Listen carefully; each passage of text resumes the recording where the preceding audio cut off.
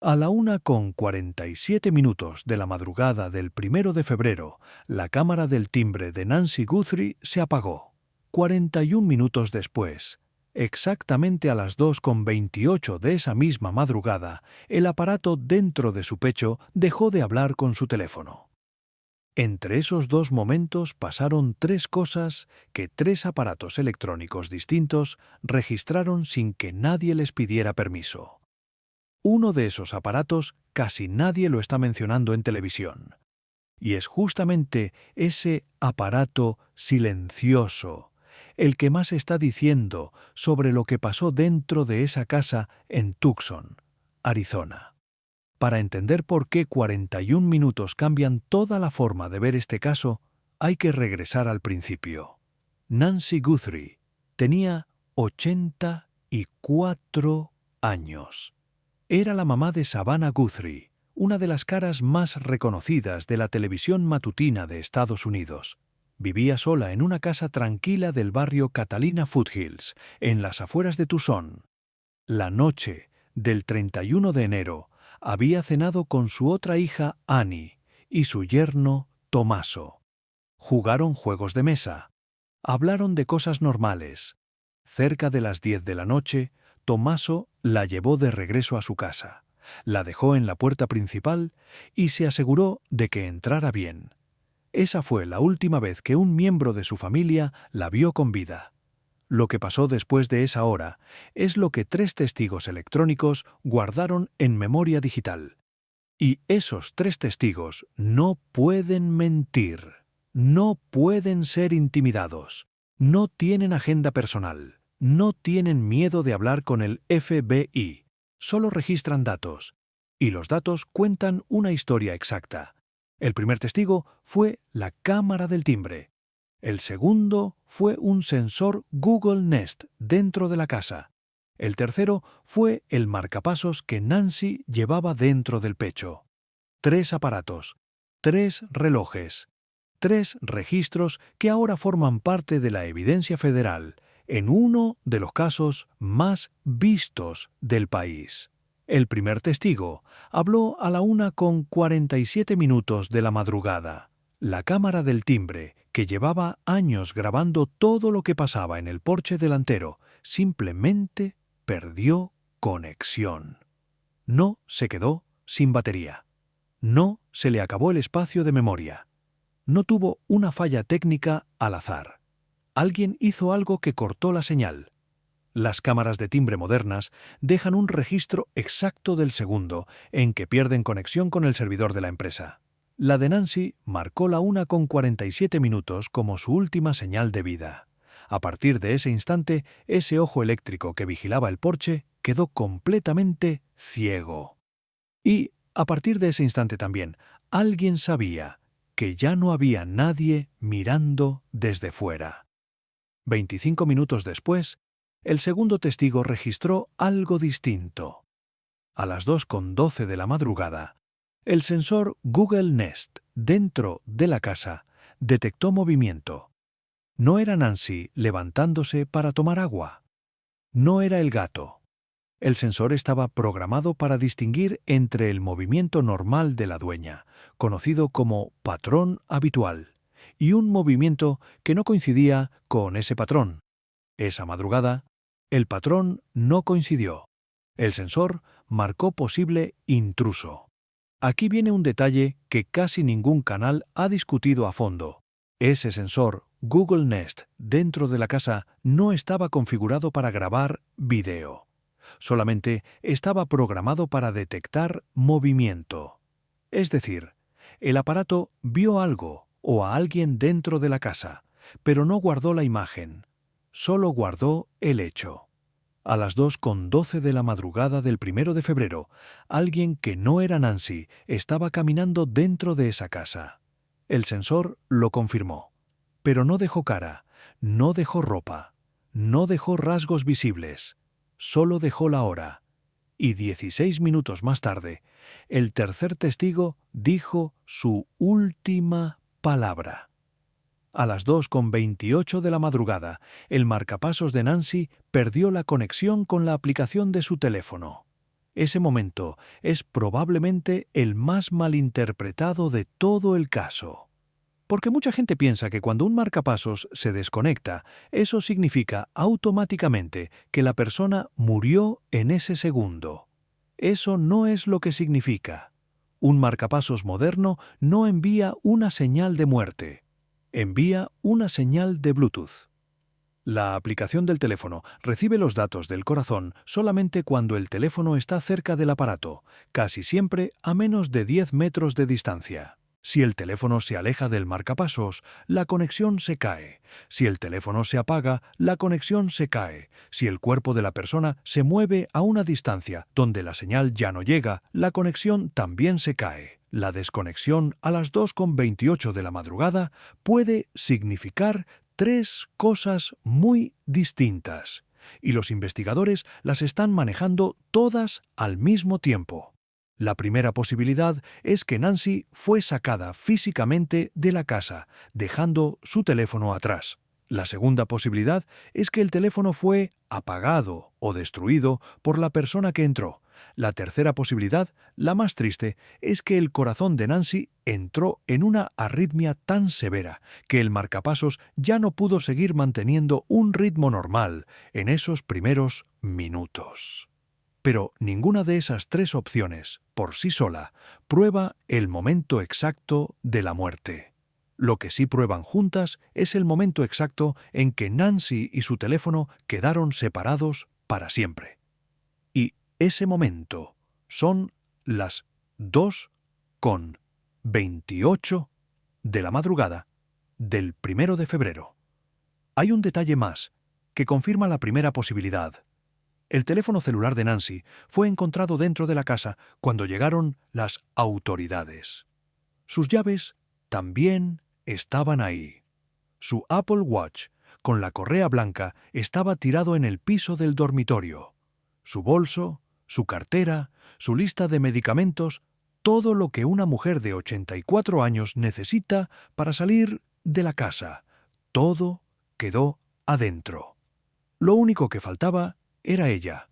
Si la desconexión del marcapasos coincide en el tiempo con el teléfono quedándose atrás, entonces a las 2:28 de la madrugada, Nancy ya había sido sacada físicamente de su propia casa. Y eso significa una cosa muy importante. En 41 minutos, desde la 1:47 hasta las 2:28, alguien entró a la casa de una mujer mayor, con problemas de movilidad. La dominó, la sacó por una puerta y dejó un rastro de sangre en el porche que el FBI confirmó después que coincidía con el ADN de Nancy. 41 minutos es muchísimo tiempo para una invasión de hogar normal.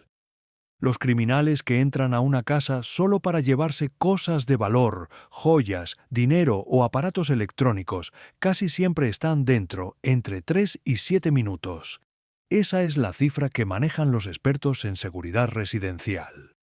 41 minutos dentro de una casa, con una víctima viva adentro, no es un robo. Es una operación planeada. Es alguien que sabía dónde estaba la cámara del timbre, que sabía cómo desconectarla sin que se disparara una alerta general en el sistema, y que llegó preparado para sacar a una persona, no para llevarse un televisor. 41 minutos también dicen otra cosa. Dicen que la persona o las personas que entraron no tenían miedo de ser interrumpidas. Sabían que no había vecinos cerca mirando. Sabían que el barrio Catalina Foothills a esa hora está completamente dormido, y sabían cuánto tiempo tenían para hacer lo que vinieron a hacer. Hay un cuarto testigo electrónico del que casi nadie está hablando, y vale la pena mencionarlo aquí: el termostato inteligente. Las casas modernas en zonas como Catalina Foothills tienen casi todas sistemas de climatización conectados, con sensores que registran cambios de temperatura cuando una puerta queda abierta más de unos segundos. Si la puerta trasera de Nancy quedó abierta durante el proceso de sacarla, ese termostato registró el cambio de temperatura interior con una marca de tiempo exacta.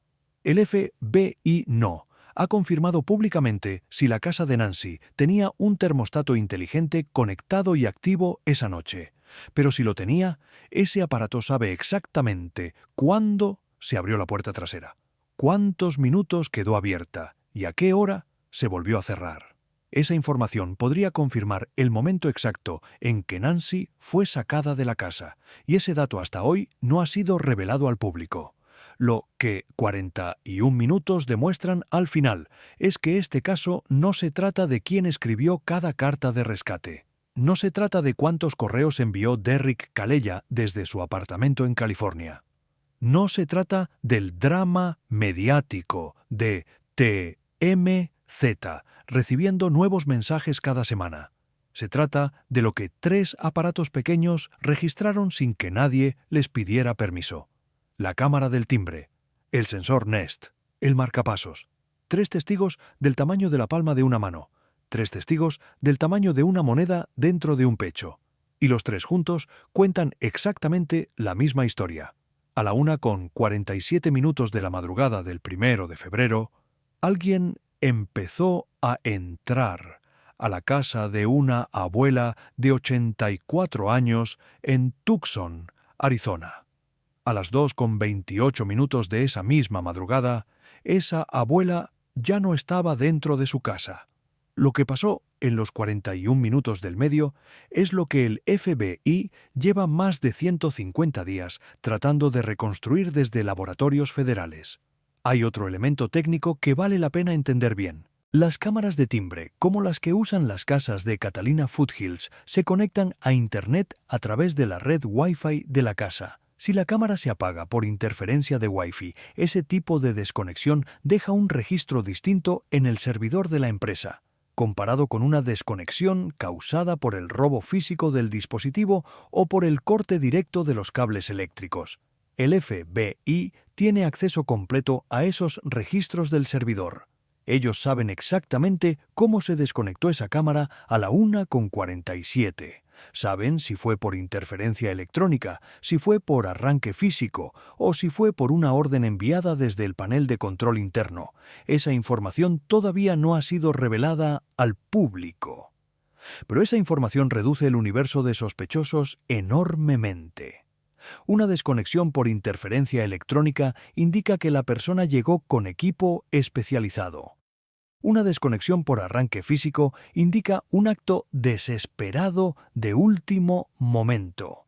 Una desconexión desde el panel de control indica acceso interno previo. Cada modo de desconexión dibuja un perfil diferente del autor. También hay que considerar el silencio activo de los vecinos. Catalina Foothills es un barrio donde las casas están separadas por jardines amplios y por bloques de tierra desértica. A esa hora de la madrugada, nadie escuchó nada. Pero eso no significa que nadie haya tenido cámaras grabando. Varias casas vecinas tienen cámaras propias apuntadas hacia sus propias entradas. Esas cámaras también tienen relojes internos. El FBI ha recolectado horas de grabación de cámaras vecinas. Esa colección incluye potencialmente imágenes de vehículos pasando, de luces moviéndose, de cualquier actividad inusual durante esa ventana exacta entre la 1:30 y las 3 de la mañana.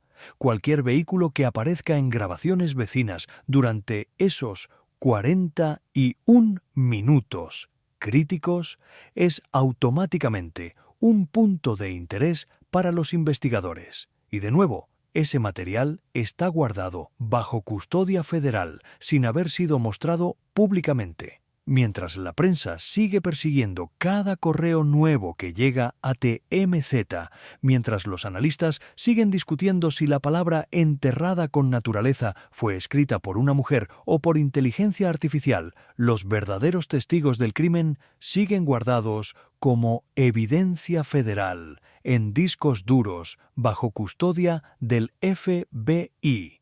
Cuando este caso finalmente se resuelva, y muchos investigadores siguen creyendo que va a resolverse, no será una carta la que lo cierre.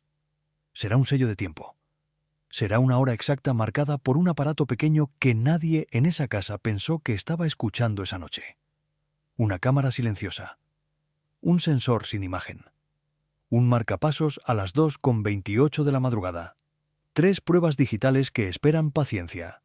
Si este análisis del caso Nancy Guthrie aportó información nueva, dale like al video para apoyar el canal, suscríbete para no perderte el próximo desglose y deja en los comentarios qué piensas sobre los 41 minutos más importantes en la madrugada del 1 de febrero del 2026.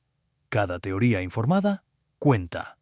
Cada mirada nueva al detalle puede ser la que finalmente ayude a entender qué pasó dentro de esa casa cuando los aparatos eran los únicos despiertos.